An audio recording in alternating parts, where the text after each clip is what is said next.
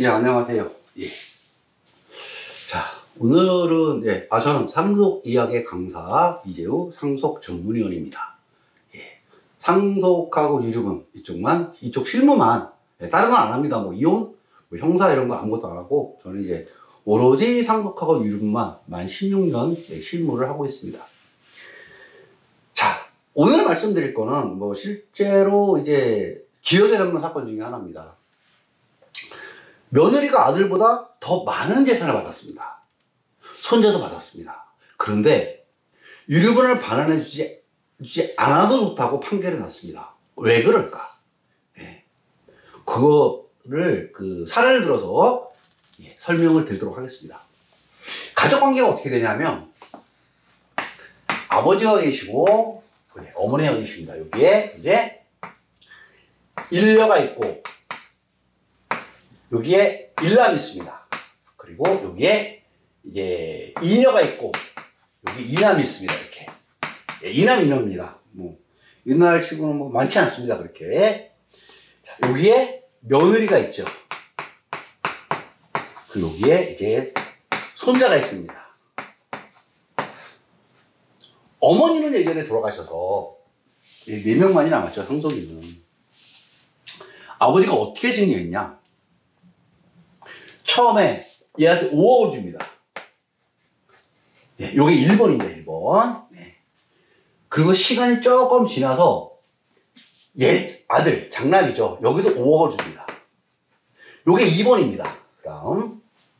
그 며느리한테 조금 시간이 지나서 6억을 줍니다. 요게 3번입니다. 네. 그리고 나중에 여기 이남, 차남이죠. 차남한테 다시 5억을 줍니다. 이게 마지막입니다. 4번. 그리고 재산이 없습니다. 이제 끝입니다. 그래서 원래 아버님 재산은 딱 계산해 보시면 20억입니다. 20억. 네, 20억입니다. 그러니까 이제 1년은 유류분 청구를 안 했습니다.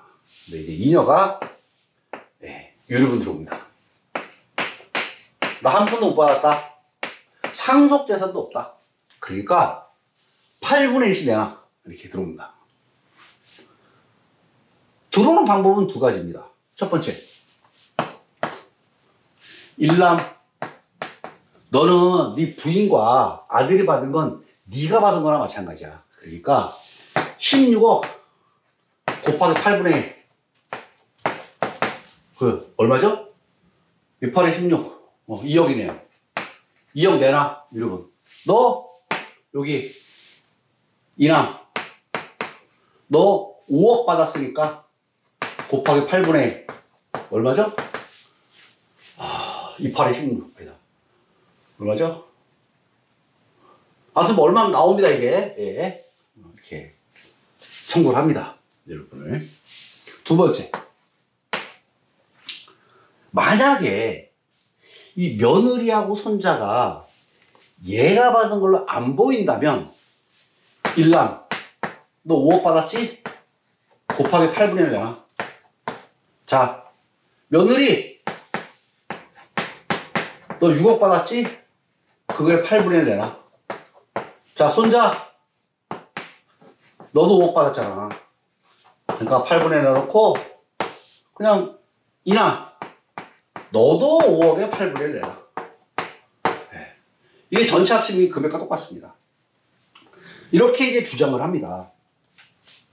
그런데 재판부에서는 어떻게 판단했냐면 이거 아니야 이렇게 합니다. 일로 가는 거야. 따로 판단해. 근데 며느리하고 얘들 안 줘도 돼. 너 이 5억하고 이 5억 이남의 5억만 받아가. 이렇게 합니다. 그러면 전체 다 합치면 20억인데 일남하고 이남 것만 합치면 10억입니다. 그쵸? 10억 곱하기 8분의 1만 가져가라는 얘기입니다.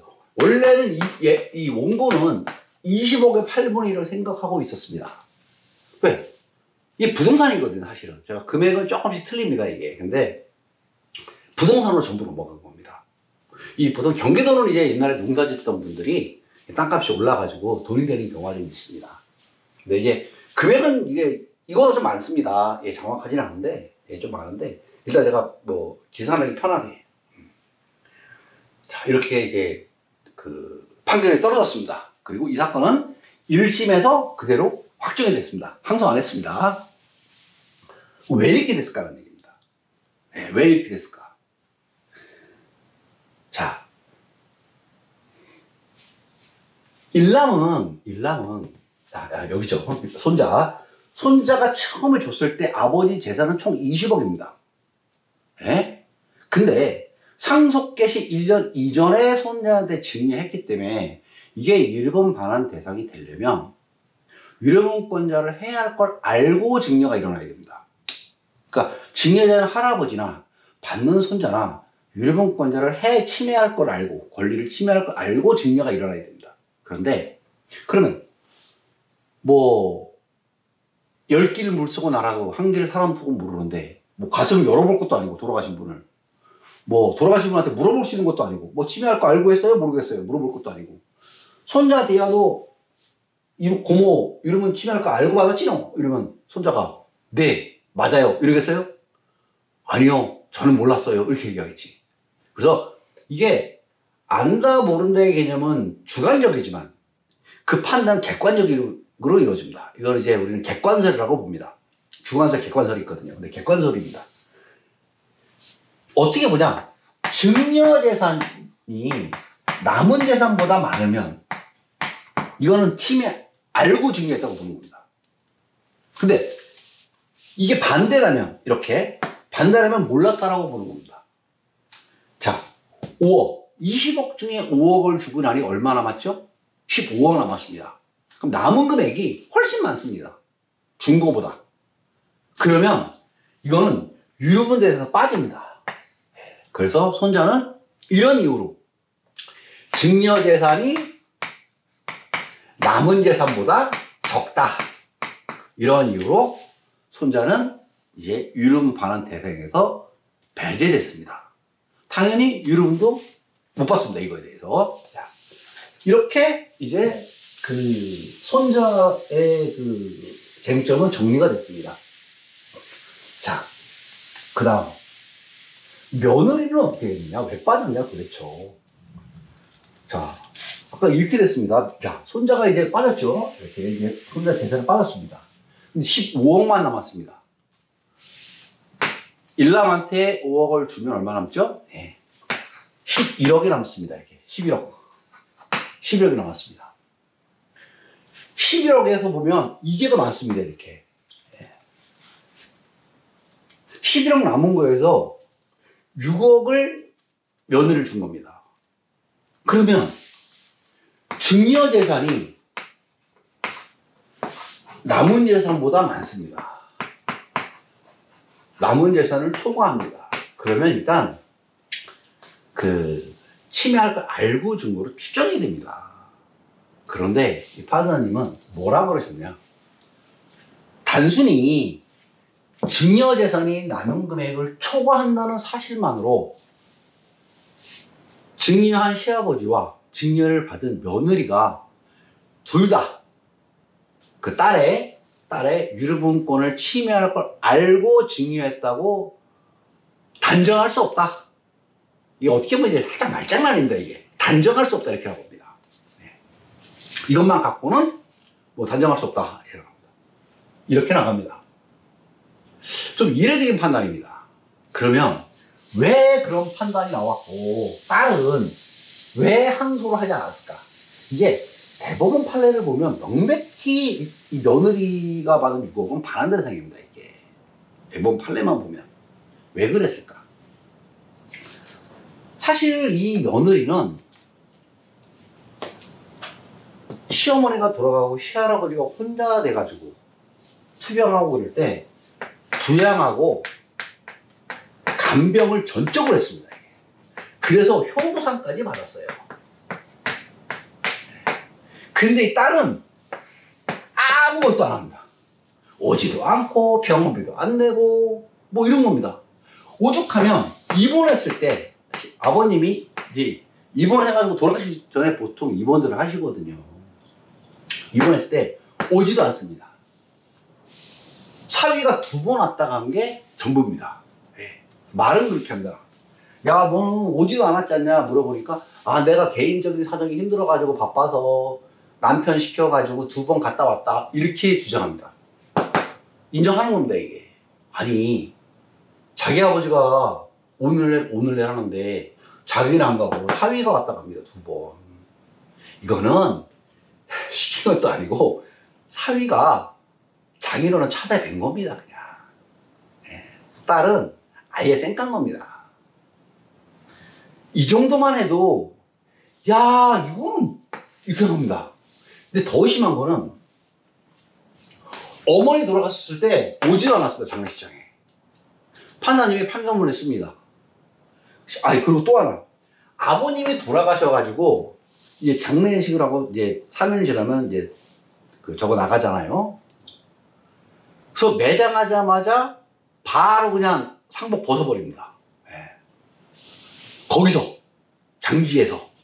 그래서 가족들이 말립니다, 그걸. 여기서 이러면 안 된다. 그래서 이제 나와 장지에서 와서 식당 가서 거기서 갈아입습니다, 이게. 그러니까 부모에 대한 어떤 기본적인 예의나 이런 건 전혀 없습니다. 판사님이 그래서 판결문에 얘기합니다. 뭐 장지에서 옷 벗은 건 얘기 안 하지만 어머니가 돌아가셨을 때 오지도 않아서 이 다른 상속인들, 일녀, 장남, 차남, 아버님까지, 피상속인까지 심적으로 고통받았을 것이다. 이런 걸 기재합니다. 그리고 피상속인이 병원에 입원했을 때 오지도 않았다. 그러면서 사회의 일반적 상식으로 봤을 때 이거를 과연 줘야 되는지 나는 의심이 간다. 그러나 그래서 안 주면 이게 유르본 제도를 무력화시키는 거기 때문에 이제 형해화라는 표현을 씁니다. 형해화. 이제 우리가 하다 보면 이제 판결문에 많이 씁니다. 서면에서도 많이 쓰고 준비 서면에, 반복 서면에. 유르본 제도를 껍데기를 만든다는 거죠. 그렇게 만들 수 있으니 주기는 준다. 이렇게 합니다. 그러면서 어떻게 하냐? 손자하고 며느리 걸 뺀 겁니다. 특히 며느리, 손자는 이론적으로도 법리적으로도 가능한 결론입니다. 그러나 며느리는 대법원 판례 명백히 안 맞습니다, 이게. 예. 그러다 보니 이런 이례적인 판단이 나오는 겁니다. 근데 만약에 항소했으면 어떻게 됐을까? 제 생각에는 그래도 며느리가 이겼을 거다. 왜? 이게 상속분에 성급이 돼야 된다. 성급이 되거나 뭐 이렇게 돼야 되는데 상속이 아니니까 상속이나 성급이 될 수 없고, 이 부양한 대가, 효부상을 받을 정도면 부양한 대가로 준 거다 그러면 이게 반환대상에 빠집니다. 항소해도 제가 보기에는 안 바뀝니다, 이거. 1심 판사님이 그렇게 판단을 하셨기 때문에. 그리고 워낙 못했습니다, 이게. 자, 그래서 결국 이 사건은 며느리가 받은 재산, 사실은 아들들보다 더 많이 받았습니다. 그럼에도 불구하고 반환대상에서 전부 빠졌습니다. 아들, 손자. 네. 자, 왜 이런 말씀을 드리냐? 아니, 그러면 뭐 모든 며느리와 손자는 다 빠지나? 아, 그렇지 않습니다.